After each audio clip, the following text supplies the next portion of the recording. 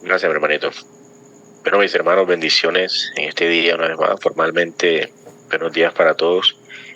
Vamos a primeramente orar al Señor, luego vamos a estar leyendo la porción bíblica que nos corresponde el día de hoy. Y seguido entonces vamos a estar meditando un poco en una pequeña reflexión, digamos, que he preparado para este texto de hoy. Entonces oremos, mis hermanos.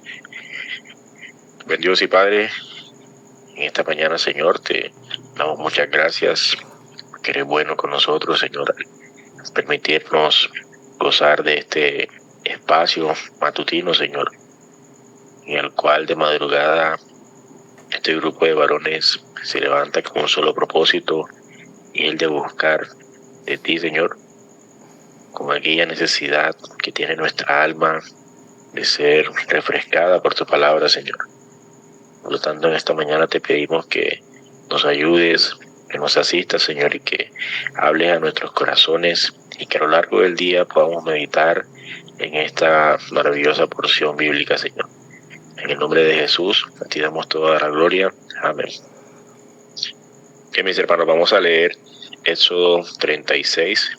Leo en favor de ustedes, porción bíblica.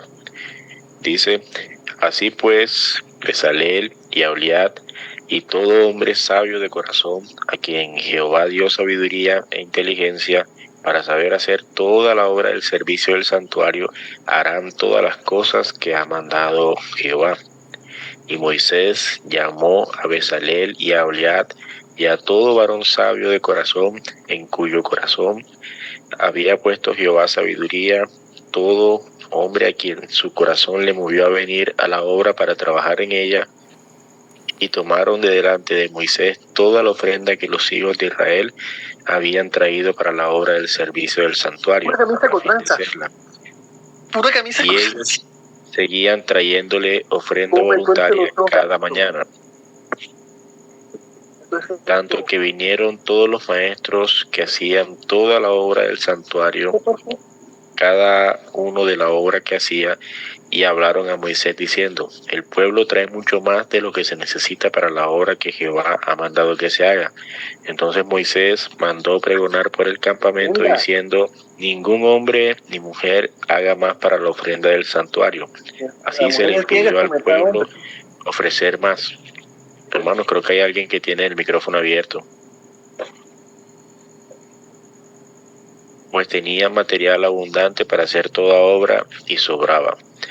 Todos los sabios de corazón, de entre los que hacían la obra, hicieron el tabernáculo de 10 cortinas de lino torcido, azul, púrpura y carmesí. Las hicieron con querubines de obra primorosa. La longitud de una cortina era de 28 codos y la anchura de 4 codos. Todas las cortinas eran de igual medida. 5 de las cortinas las unió entre sí, y asimismo unió las otras 5 cortinas entre sí, e hizo lazadas de azul en la orilla de la cortina que estaba al extremo de la primera serie, e hizo lo mismo en la orilla de la cortina final de la segunda serie. 50 lazadas hizo en la primera cortina y otras 50 en la orilla de la cortina de la segunda serie. Las lazadas de la una correspondían a las de la otra.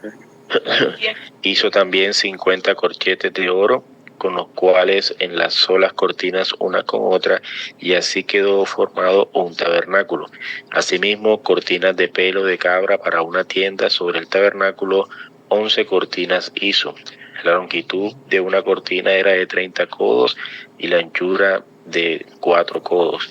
Las 11 cortinas tenían una misma medida, y unió 5 de las cortinas aparte y las otras 6 cortinas aparte. Hizo además 50 lazadas en la orilla de la cortina que estaba al extremo de la primera serie, y otras 50 lazadas en la orilla de la cortina final de la segunda serie. Hizo también 50 corchetes de bronce para enlazar la tienda, de modo que fuese una, e hizo para la tienda una cubierta de pieles de carneros teñidas de rojo y otra cubierta de pieles de tejones encima. Además hizo para el tabernáculo las tablas de madera de acacia derechas, La longitud de cada tabla era de 10 codos y de codo y medio la anchura. Cada tabla tenía 12 espigas para unirla una con otra. Así hizo todas las tablas del tabernáculo. Hizo pues las tablas para el tabernáculo, 20 tablas al lado del sur al mediodía. Hizo también 40 basas de plata debajo de las 20 tablas, 2 basas debajo de una tabla por sus 2 espigas y 2 basas debajo de otra tabla para sus 2 espigas. Y para el otro lado del tabernáculo, al lado norte, hizo otras 20 tablas con sus 40 basas de plata, 2 basas debajo de una tabla y 2 basas debajo de otra tabla. Y para el lado occidental del tabernáculo hizo 6 tablas para las esquinas del tabernáculo. En los 2 lados hizo 2 tablas, las cuales se unían desde abajo y por arriba se ajustaban con un gozne. Así hizo a la una y a la otra en las 2 esquinas. Eran pues 8 tablas y sus basas de plata 16, 2 basas debajo de cada tabla. Hizo también las barras de madera de acacia, 5 para las tablas de un lado del tabernáculo, 5 barras para las tablas del otro lado del tabernáculo y 5 barras para las tablas del lado posterior del tabernáculo hacia el occidente. Hizo la barra. ¿Verdad? Hermano Nel, tiene el micrófono abierto, mi hermano.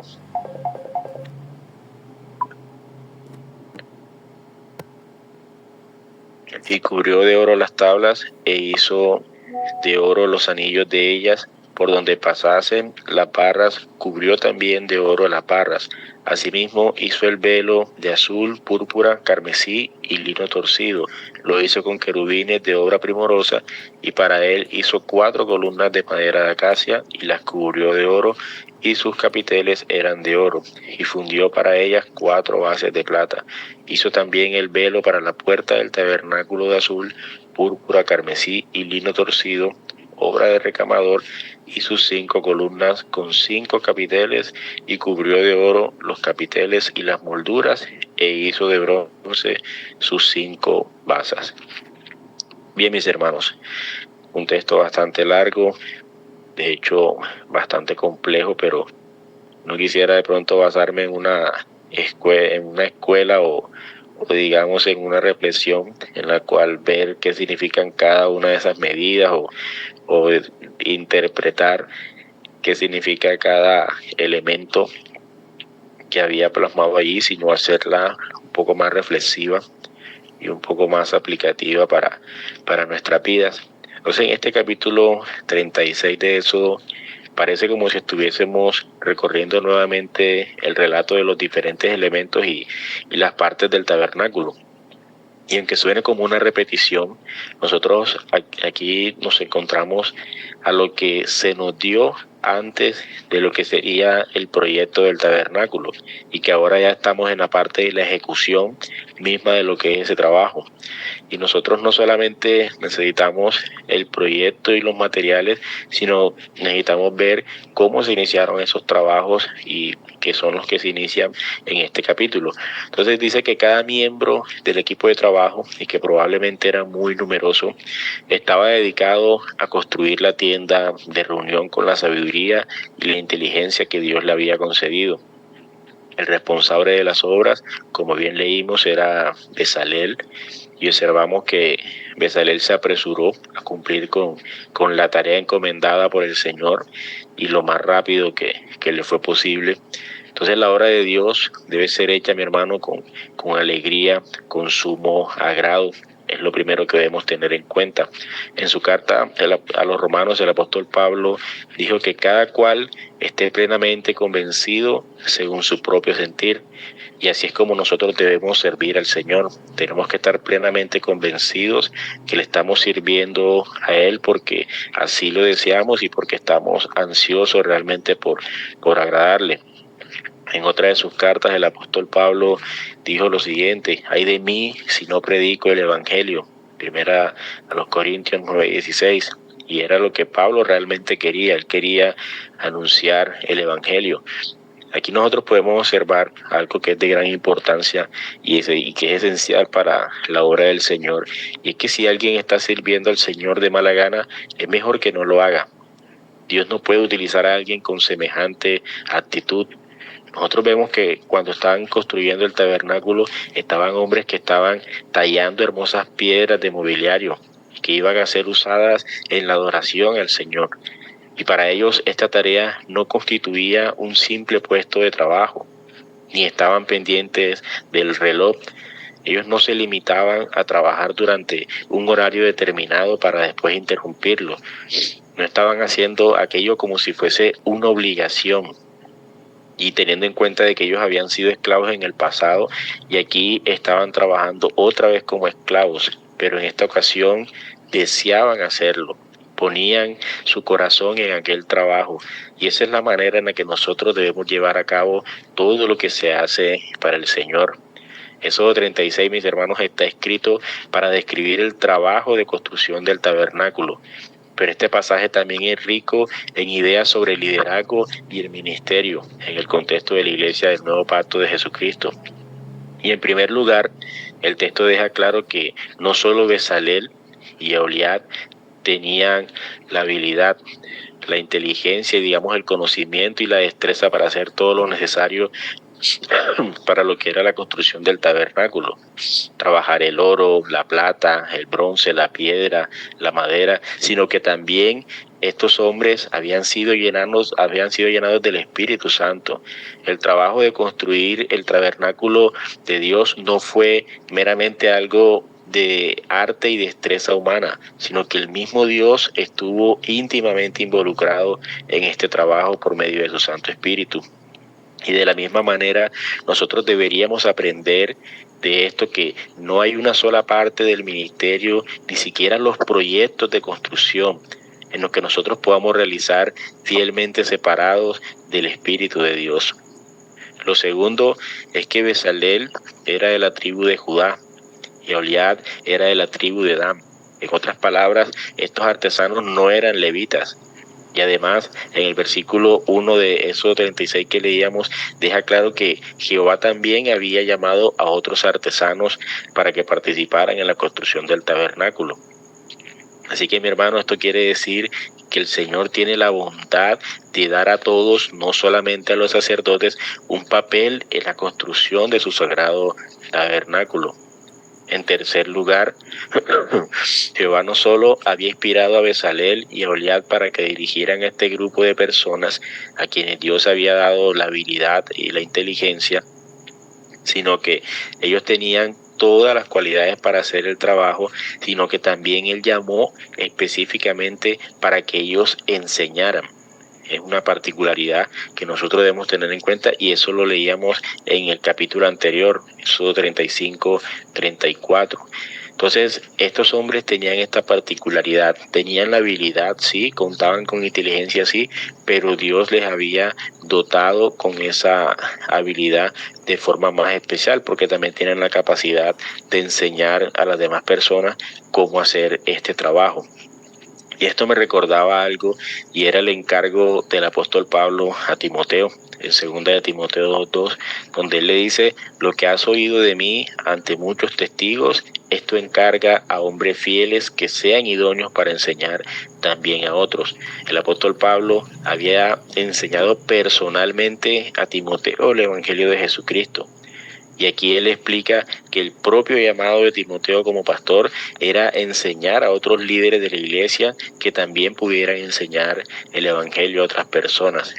Así que, mi hermano, el entrenamiento personal para el ministerio es el método que Dios ha establecido para levantar nuevos líderes en cada generación sucesiva. Mientras Dios construye su templo del nuevo pacto en la iglesia, Éxodo 36 nos ofrece a nosotros sabiduría práctica. No podemos ser la iglesia sin la presencia del Espíritu Santo. Nosotros necesitamos la contribución de todos para ser la iglesia que Dios nos ha llamado a ser. Y tenemos que centrarnos en la formación de la próxima generación para un ministerio fiel. Éxodo 36, mis hermanos, nos enseña que el trabajo para el Señor no debe ser visto como una carga, sino como una oportunidad gozosa para utilizar los dones que Él mismo nos ha dado. Cuando unimos nuestra generosidad, nuestras habilidades y disposición, nosotros podemos ver cómo Dios, a través de nuestras vidas, para construir algo que le honra. Así que esta reflexión, mi hermano, te inspire a considerar cómo tus talentos y tu corazón pueden ser usados para el propósito de Dios hoy en medio de nuestra iglesia local. Así que a modo de finalización y de conclusión, quisiera realizarte una pregunta. ¿Qué papel te ha asignado Dios en la construcción de su santo templo en la iglesia? Oremos, mis hermanos. Bendito y buen Señor, en esta mañana, una vez más, te damos gracias, Señor, por tu palabra.